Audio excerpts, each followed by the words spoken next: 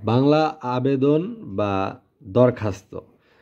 তো প্রশ্নটি এমন যে শিক্ষা সফরের গুরুত্ব উল্লেখ করে তোমার স্কুলের প্রধান শিক্ষকের নিকট শিক্ষা সফরে যাওয়ার অনুমতি চেয়ে একটি আবেদনপত্র লিখো। অর্থাৎ প্রধান শিক্ষকের নিকট একটি দরখাস্ত বা আবেদন লিখতে হবে শিক্ষা সফরে বা এক্সকারশন বা স্টাডি ট্যুরে যাওয়ার জন্য।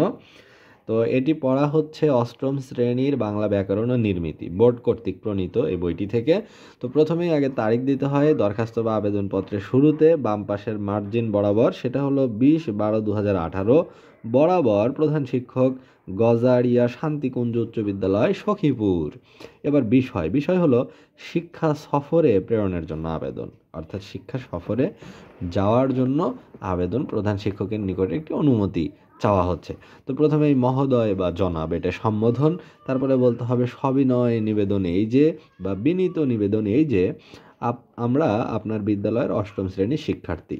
প্রতি বছর এই বিদ্যালয়ের অষ্টম শ্রেণীর শিক্ষার্থীরা শিক্ষা সফরে গিয়ে থাকে, কিন্তু এবছর এখনও তার কোনো উদ্যোগ গৃহীত হয়নি। আমরা শিক্ষা সফরে যেতে চাই। ছাত্র জীবনে শিক্ষা সফরের গুরুত্ব ও প্রয়োজনীয়তা অপরিসীম।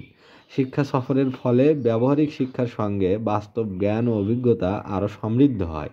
যে কোনো ভ্রমণেই দেশ ও দেশের মানুষকে ভালোভাবে জানার সুযোগ হয়।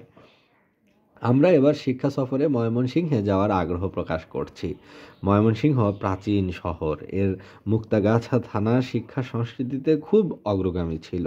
সেখানে প্রাচীন জমিদার বাড়ি আছে। ময়মনসিংহ শহরে রবীন্দ্রনাথ ঠাকুর এসেছিলেন, সে স্মৃতিচিহ্নও দেখা যাবে। তাছাড়া কৃষি বিশ্ববিদ্যালয়, আনন্দমোহন কলেজ, জয়নুল আবেদিন সংগ্রহশালা ইত্যাদিও আমাদের আগ্রহের কেন্দ্র রয়েছে।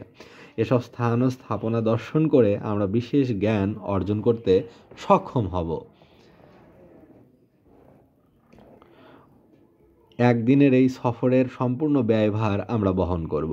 আমাদের সঙ্গে দুজন সিনিয়র শিক্ষক যেতে রাজি হয়েছেন।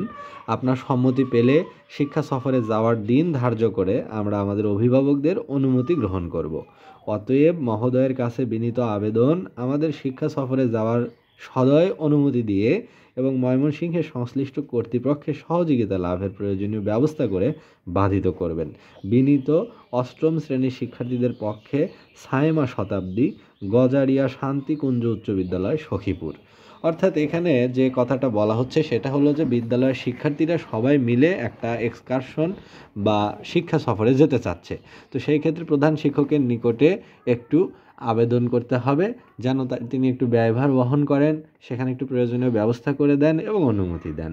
তো এখানে মূল বিষয়টা এটাই যে স্যার, আমরা আপনার বিদ্যালয়ের অষ্টম শ্রেণীর শিক্ষার্থী সবাই, আমরা এবার শিক্ষা সফরে যেতে চাই এবং শিক্ষা সফরের গুরুত্ব এবং প্রয়োজনীয়তা রয়েছে অপরিসীম। এটি আমাদের অভিজ্ঞতা এবং জ্ঞানকে বৃদ্ধি করে, কারণ ভ্রমণ করলেই দেশ এবং দেশের মানুষকে ভালোভাবে জানা যায়, বিভিন্ন এলাকার মানুষের সংস্কৃতি সম্পর্কে সমৃদ্ধ হওয়া যায়, সজাগ থাকা যায়, জীবনবোধ উন্নত হয়, বৃদ্ধি পায়। তো আমরা এবার শিক্ষা সফরে যাওয়ার জন্য ময়মনসিংহকে বাছাই করেছি। ময়মনসিংহ একটি প্রাচীন শহর এবং এখানকার মুক্তাগাছার জমিদার বাড়ি আমাদের আগ্রহের কেন্দ্রে রয়েছে। এছাড়া আমরা কৃষি বিশ্ববিদ্যালয়, আনন্দমোহন কলেজ, জয়নুল আবেদিন সংগ্রহশালা ইত্যাদিও দেখার আগ্রহ প্রকাশ করছি এবং আমরা এই শিক্ষা সফরে যাওয়ার ব্যয় সম্পূর্ণ আমরা নিজেরাই বহন করব এবং আমাদের সাথে দুজন সিনিয়র শিক্ষক যেতে রাজি হয়েছেন আমাদেরকে দিক নির্দেশনা দেওয়ার জন্য। তাই আমরা আপনার নিকট অনুমতি চাচ্ছি যেন আপনি আমাদের অনুমতি দান করেন এবং সেখানে কর্তৃপক্ষের নিকট কথা বলে ময়মনসিংহে আমাদের জন্য যদি একটু প্রয়োজনীয় ব্যবস্থা করে দিতে পারেন তাহলে আমরা আপনার নিকট বাধিত থাকব, বা এই ব্যবস্থাটি করে আপনি আমাদেরকে বাধিত করবেন। এই বিনীত বা নিবেদক অষ্টম শ্রেণীর শিক্ষার্থীদের পক্ষে যে কোনো একজনের নাম থাকবে, তারপরে বিদ্যালয়ের নাম।